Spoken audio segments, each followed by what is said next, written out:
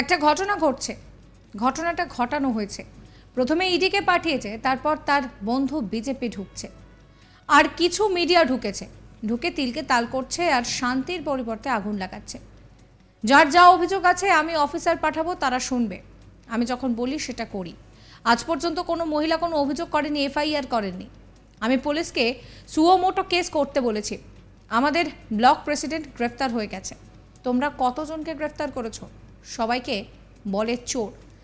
দিল্লি হ্যাঁ বললে ধিতাং ধিতাং করে নৃত্য করে, আর দিল্লি না বললে মন খারাপ করে ঘরে বসে থাকে। এরা বাংলাকে ভালোবাসে না, এরা অ্যান্টি বেঙ্গলি, এরা অ্যান্টি মহিলা।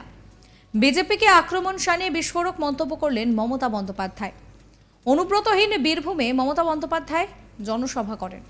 বীরভূমের মাটিতে দাঁড়িয়ে ফের একবার অনুব্রতর পাশে দাঁড়ানোর পাশাপাশি উন্নয়নের খতিয়ান দিলেন মমতা বন্দ্যোপাধ্যায়। কেন্দ্রের বিরুদ্ধে আর্থিক বঞ্চনার অভিযোগ তুলে ফের সরব হন তৃণমূল নেত্রী। জেলায় কি কি কাজ করেছে সরকার, কি কি উন্নয়ন হয়েছে তার বিস্তারিত খতিয়ান দেন মমতা বন্দ্যোপাধ্যায়। এর পাশাপাশি এদিন সন্দেশখালী কাণ্ড নিয়ে ফের মুখ খুলতে দেখা গেল তাকে। তিনি বলেছেন যে একটা ঘটনা ঘটেছে, ঘটনাটা ঘটানো হয়েছে। প্রথমে ইডিকে পাঠিয়েছে, তারপর তার বন্ধু বিজেপি ঢুকেছে, আর কিছু মিডিয়া ঢুকেছে, ঢুকে তিলকে তাল করছে আর শান্তির পরিবর্তে আগুন লাগাচ্ছে। যার যা অভিযোগ আছে আমি অফিসার পাঠাবো, তাঁরা শুনবেন। আর যদি কেউ মনে করেন যে কারোর কাছে সব কিছু নিয়েছে, সবটা ফেরত দেওয়া হবে। আমি যখন বলি সেটা করি। আজ পর্যন্ত কোনো মহিলা কোনো অভিযোগ করেননি, এফআইআর করেননি। আমি পুলিশকে সুমোটো কেস করতে বলেছি। আমাদের ব্লক প্রেসিডেন্ট গ্রেফতার হয়ে গেছে, এমনকি ভাঙড়ে আমাদের কর্মী আরাবুলকেও গ্রেফতার করা হয়েছে। তোমরা কতজনকে গ্রেফতার করেছো? সবাইকে বলে চোর। মায়েরা একটা কথা বলেন, শূন্য কলসি বড্ড বেশি বাজে। এরা হচ্ছে শূন্য কলসি। দিল্লি হ্যাঁ বললে ধিতাং ধিতাং করে নাচে, আর দিল্লি না বললে মন খারাপ করে ঘরে বসে থাকে। এরা বাংলাকে ভালোবাসে না, এরা অ্যান্টি বেঙ্গলি।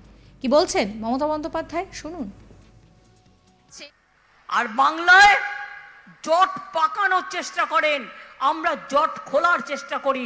কোনো মানুষের উপর কোনো অত্যাচার হলে মনে রাখবেন আমাদের সরকার ব্যবস্থা নেয়। একটা ঘটনা ঘটেছে, ঘটনাটা ঘটানো হয়েছে। প্রথমে ইডিকে পাঠিয়েছে, তারপরে তার বন্ধু বিজেপি ঢুকেছে ইডিকে সাথে নিয়ে, আর কিছু মিডিয়া ঢুকেছে, ঢুকে তিলকে তাল করছে, শান্তির পরিবর্তে আগুন লাগাচ্ছে। আমি বলতে চাই তাদের যার যা অভিযোগ আছে আমি অফিসার পাঠাবো, তারা শুনবে। এবং যদি কেউ মনে করে কারো কাছ থেকে কেউ কিছু নিয়েছে, সবটাই ফেরত দেওয়া হবে, এটাও মাথা রাখবেন।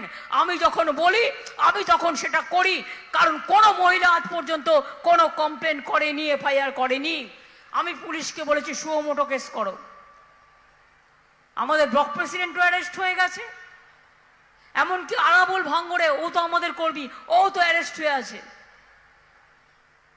তোমরা কতজনকে অ্যারেস্ট করেছো?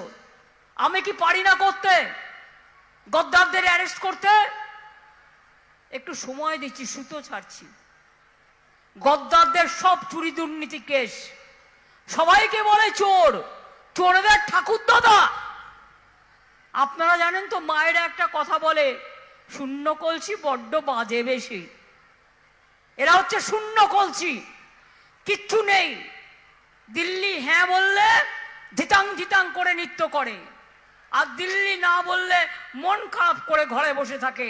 দিল্লির দয়ায় রাজনীতি করে, বাংলাকে ভালোবাসে না। এরা অ্যান্টি বেঙ্গলি, এরা অ্যান্টি মহিলা। মনে রাখবেন, এরা অ্যান্টি দলিত, অ্যান্টি কিষাণ, অ্যান্টি ফার্মার্স। সন্দেশখালীর পরিস্থিতি নিয়ে এর আগেও বিজেপিকে কাঠগড়ায় তুলেছিলেন পশ্চিমবঙ্গের মুখ্যমন্ত্রী মমতা বন্দ্যোপাধ্যায়। বাইরে থেকে বিজেপির কর্মীদের নিয়ে এসে সন্দেশখালীকে অশান্ত করে তোলা হচ্ছে বলে কয়েকদিন আগেই তিনি দাবি করেছিলেন। এই নিয়ে কেন্দ্রীয় তদন্তকারী সংস্থা এনফোর্সমেন্ট ডিরেক্টরেটকেও কাঠগড়ায় তোলেন মমতা বন্দ্যোপাধ্যায়। গোটাটাই পরিকল্পিত বলে, অশান্তি বলে দাবি করেন তিনি। গত বৃহস্পতিবার রাজ্য বিধানসভায় বাজেটে বক্তৃতা রাখার সময় সন্দেশখালী নিয়ে মুখ খুলেছিলেন এবং এক প্রকার কিন্তু তিনি শেখ শাহজাহানের পাশেই দাঁড়িয়েছিলেন। এবং তিনি কিন্তু আবারও বললেন যে সন্দেশখালীর পরিস্থিতি নিয়ে বিজেপি দায়ী। বাইরে থেকে বিজেপির কর্মীরা এসে সন্দেশখালীকে অশান্ত করছে, সেই দাবি তিনি করলেন।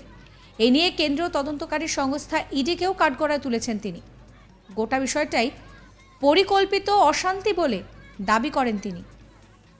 গত বৃহস্পতিবার রাজ্য বিধানসভায় বাজেট বক্তৃতা নিয়ে সন্দেশখালী নিয়ে মুখ খোলেন মমতা বন্দ্যোপাধ্যায়।